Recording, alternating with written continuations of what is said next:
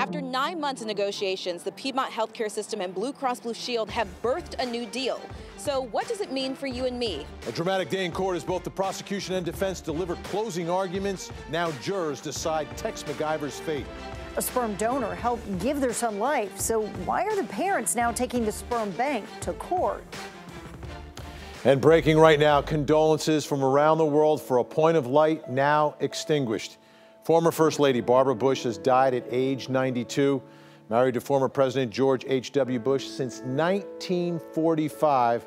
She was also the mother of a president known for her fierce devotion to her family and to service. As you can see, millions of people are taking to social media to share their thoughts and prayers with the Bush family. Former President and Mrs. Carter saying she touched the hearts of millions with her warmth, generosity, and keen wit, and praising her dedication to volunteerism and good works. And President and Mrs. Trump calling Mrs. Bush an advocate of the American family who will be long remembered for her strong devotion to the country and family, both of which she served unfailingly well.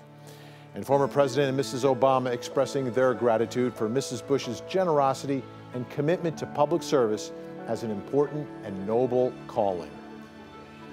We will have more reflections on the life and legacy of Barbara Bush later in the show. You can also leave your own message right now on our 11 Alive Facebook page.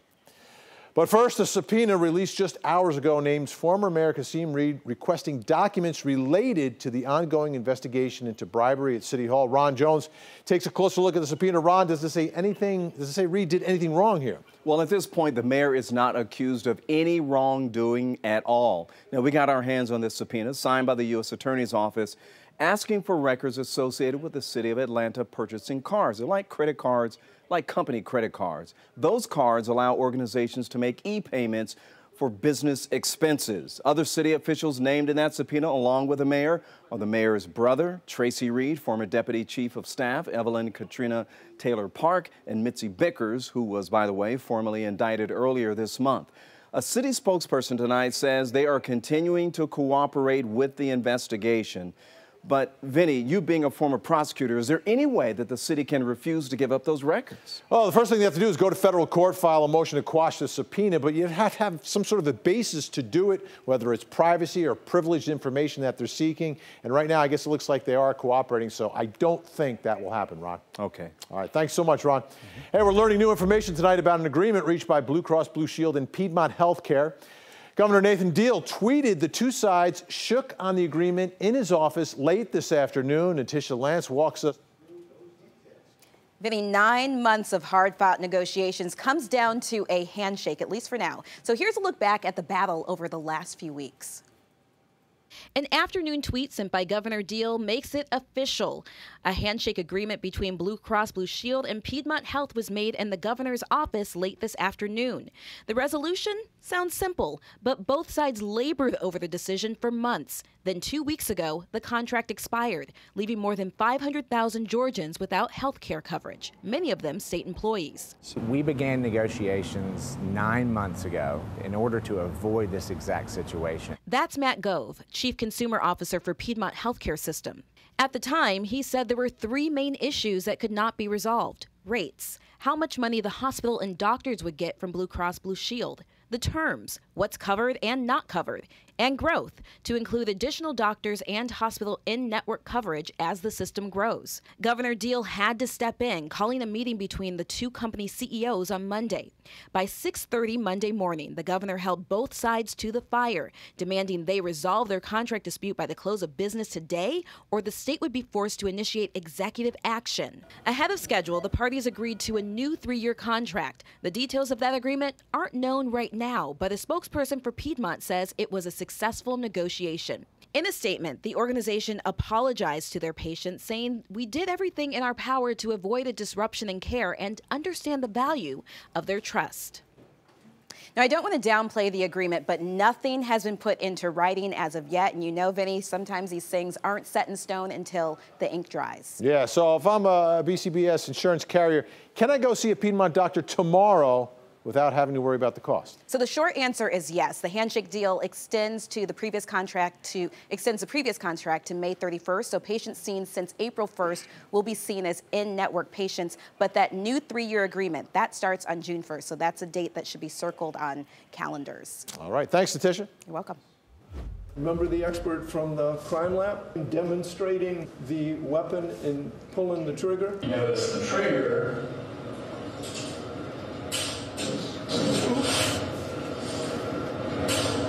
Oops. He's demonstrating it for you on the witness stand. He accidentally pulls the trigger.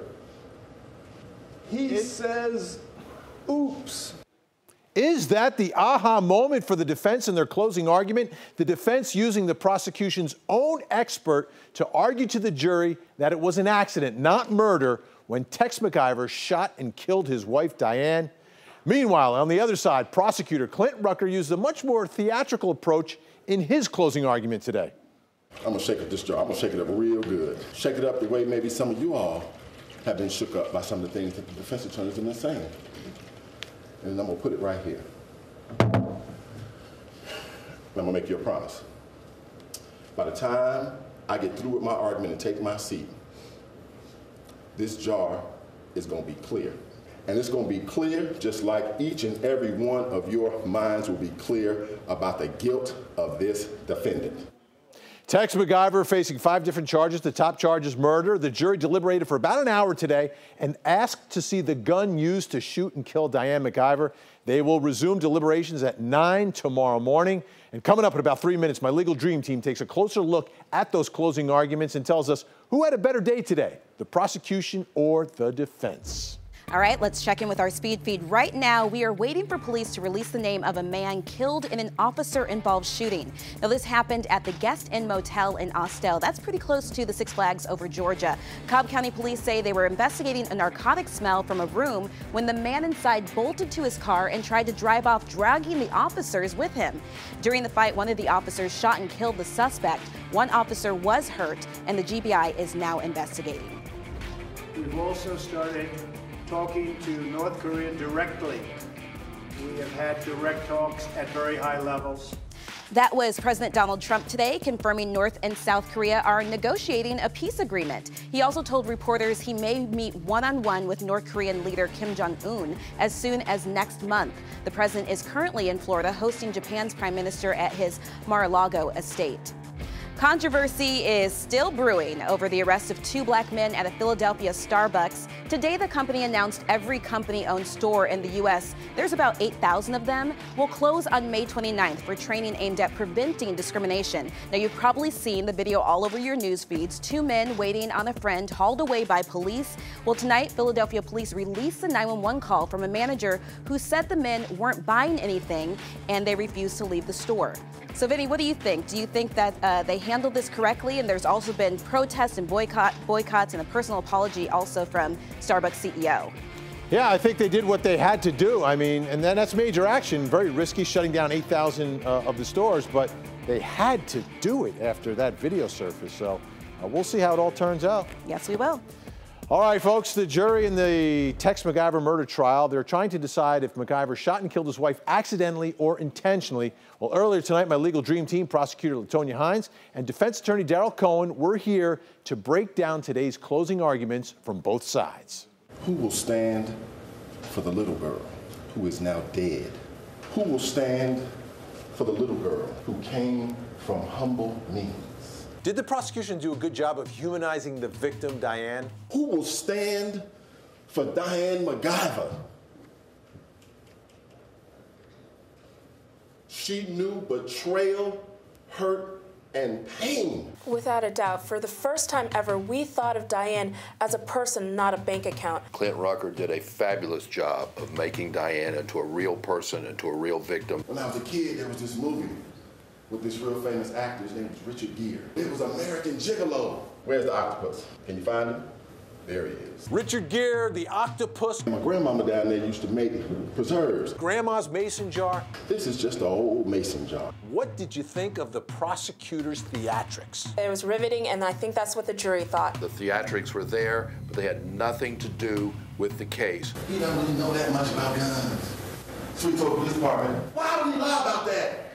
It's because he is guilty. Did Tex lie about the guns? Without a doubt, and the prosecution proved it. He lied, but again, that does not make him guilty of murder. We are going to vilify Tex McGuire. He acted irrationally after his wife died. He was worried about money. He lacks social skills. He looks at another woman. He gets a massage. He's not sentimental about her jewelry and her furs. Can this jury hate Tex and vote not guilty? Because of all those things, by golly, you should feel comfortable finding him guilty of murder. If they follow the evidence, or more importantly, the lack thereof, they will find him not guilty. Look at Casey Anthony. Nobody liked her, they hated her, and they found her not guilty. He's sitting there and he says, I think I'm gonna cry. Who did a better impression? This was a situation I would never forget. Clint Rucker of Tex MacGyver? And I'll never forget it. I'll never forget it. I'll never forget it. It's because it's a lie. Or Don Samuel of Clint Rucker? Not one fur for sentimental value. He's prancing up and down talking about the furs for sentimental value. Both inappropriate. It's all kind of humorous in a sense. Who had a better day, prosecution or defense? Prosecution. The defense. Common sense would make you think there's no way that a gun just goes off. No matter how good Clint Rucker is, there's no way that he can make the jury buy the lack of evidence by humanizing Diane. You can download our free 11 Alive News app to get the alert as soon as that verdict is in. And of course, visit our special Tex MacGyver section of 11alive.com to follow the case from the beginning.